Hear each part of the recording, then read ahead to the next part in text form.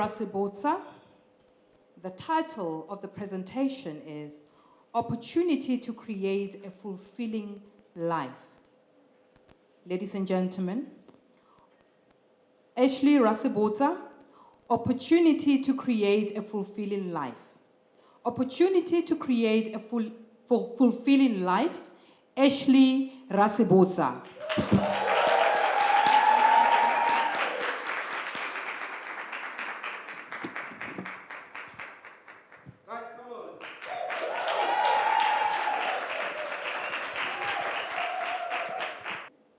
Shakespeare writes in Julius Caesar, "There is a tide in the affairs of men, which, taken at the flood, leads on to fortune. Omitted, all the voyage of their life is bound in shallows and in miseries. On such a full sea, we are now afloat, and we must take the current when it serves, or lose our ventures." Thank you, Toastmaster. Good evening, fellow Toastmasters and guests. I aim to convince you this evening on three simple, powerful truths. One, understanding that opportunity is a key to success in life.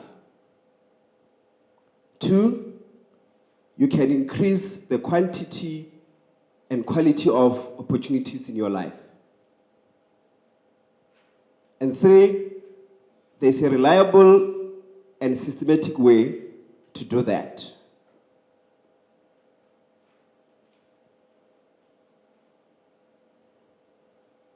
A popular psychologist called Angela Duckworth, in her book titled Grit, she said, the difference between successful people and people who are not successful is grit, as spelled there on the projector.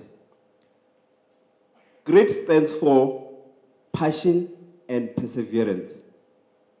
She says to be successful in life, you need to have passion in what you want to do, and you need to persevere, because it is not necessarily going to be easy. So when you don't have passion and you meet difficulties, you're going to give up. But passion will fuel you up to make sure that you achieve your goal. So with this mindset, you'll be better able to navigate a world where change is accelerating, uncertainty is increasing, a world that demands new models of thinking about how things work. Nowadays, there's a talk about a VUCA world, V-U-C-A. VUCA stands for, the V stands for vulnerability, saying there's a lot of vulnerability in the world nowadays. And the U stands for uncertainty. There are a lot of uncertain things going on around us. And C in the VUCA stands for complexity. So we're living in a complex world. And the A stands for ambiguity. So it's very ambiguous nowadays. So you need a different mindset to be able to take advantage of opportunities in this VUCA world. So creating opportunity is about more than just thriving in an unstable, sometimes a scary world. We are scared every day because of what's happening around us. But there's more to that than just being scared and doing things every day as we go on. It is about becoming the best version of yourself and creating a life where you have all the opportunities you need to reach your full potential.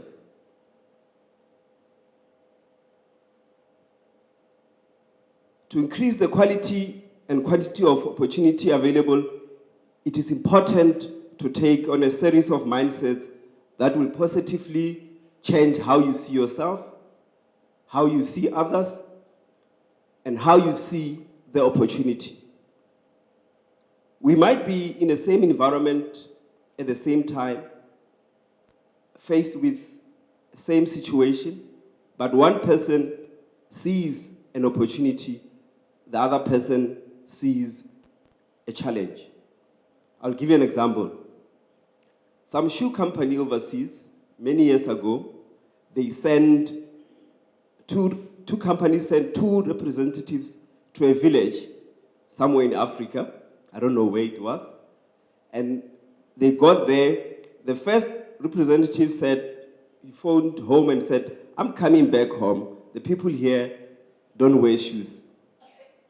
The second one said, hey, please send loads and loads of shoes. The people here don't have shoes. So it all depends on you, how you see the opportunity and how you want to see it.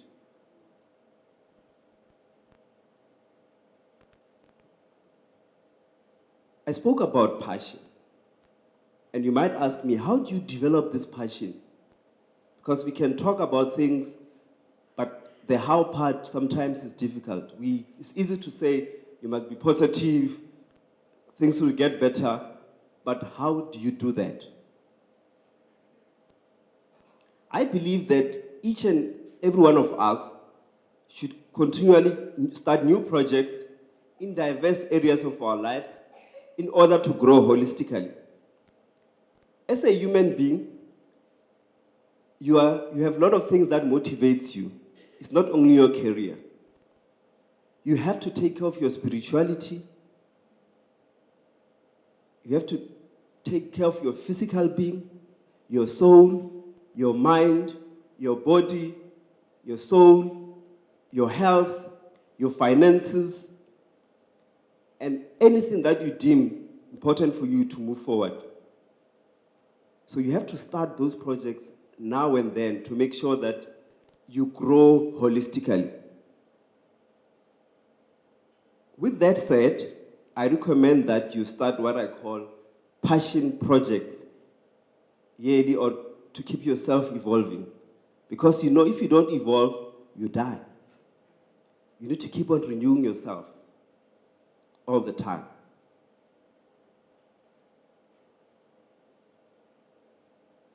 So this passion project is a project that you start around a topic that you're passionate about. Don't do it because somebody is doing it. Don't go start a church because you saw somebody who has a calling in ministry and they look like they're successful because they're driving a big car. You go and start construction because somebody that is in construction is driving a big car. Go and find something that is meaningful to you, you have passion for. This is very distinct from any general project because of the quality of it being initiated around a personal interest, purely from inspiration. It's not something that you're trying to copy someone, you are inspired to do it. It's personal. You know when something is personal, right? You can't take it away. So nobody can take it away from you. So you begin a passion project to pursue something for its own sake in J. You're not under pressure, you do it because it fulfills you. After you start the passion project and it gets traction, then you concern yourself whether it will be a business, a hobby, or a philanthropic project. So at the beginning, you may start it as a hobby, but as time goes on, you say, wow, this can become a business. But because you started it with passion, you are able to evolve from hobby to a business. So launching a new passion project is about curiosity, your inspiration, and your creative spirit. So you need to dig deep inside of you to find that creative spirit. When you begin with this passion project, you don't know where it will go. Some of you, probably you started businesses or you started activities or hobbies in the past. You didn't know where to end up. Today, the projects are big because you had passion. You might not know at the beginning where it's going to lead you, but you trust the process, you trust the system, you follow your passion. Then it's going to lead you somewhere great. You can ask yourself, seated here, where do you find topics for passion projects? You need to start noticing around you what is interesting to you, right? What interested you 10 years ago is not what is interesting you today. Things change, and you have to remain relevant. You need to ask yourself, what is something that has caught my attention, that I've been learning about lately, that I would love to get deeply involved with? Remember, when you first exposed to something, you might have not been knowing that subject before, but after being exposed, you develop interest. After developing interest, you start learning more about that, and then you move into the area of experts, and that's where you become successful. But you might identify a topic, and you get disinterested, and you stop. Then you're going to end up there. A lot of us do that sometimes. We stop while we're trying to learn. So try and push that passionate project. Maybe you have been reading about a new subject or watching videos, or there's a topic that keeps on coming to your mind to say, Ashley, go and do this, go and do this. You keep on pushing it back for years and years. It comes back to you at some stage, and you have to act on it, because you don't feel fulfilled when you don't act on it. Maybe it's a new emerging technology or a trend that you believe has new potential. Today, there's talk about the fourth industrial revolution. There's talk about skills that are required in the fourth industrial revolution. What are you doing about that? Are you going out to get those skills so that you can be relevant in the economy in the fourth industrial revolution, or are you just sitting there being a spectator? This is in front of us. It affects us every day. We are living with it. We are, in fact, in the middle of the fourth industrial revolution. It started in 2016, and it will be fully embedded in 2025. So if you're not doing anything today, you're going to find yourself irrelevant in the future. I urge you, fellow Toastmasters and guests, that you go on what I call a personal vision quest. It's up to you what you do. Whether you find a corner in the morning where you meditate, or whether you go away for a weekend and wear your thinking cap and do what makes you relax and what brings your thinking juices up, it's up to you. What is your greatest opportunity in your life right now? Please ask yourself the question, what is my greatest opportunity in my life right now? Because that's where you need to start. I call it highest opportunity for personal evolution. In short, I call it hope. I can ask you a question again. What is your highest opportunity for personal evolution as we are seated here this evening? What is your hope right now? How to stay in the game once you found your hope? Because it's easy to find your hope. but you need to stay in the game so that you can reach the end. Seth Godin,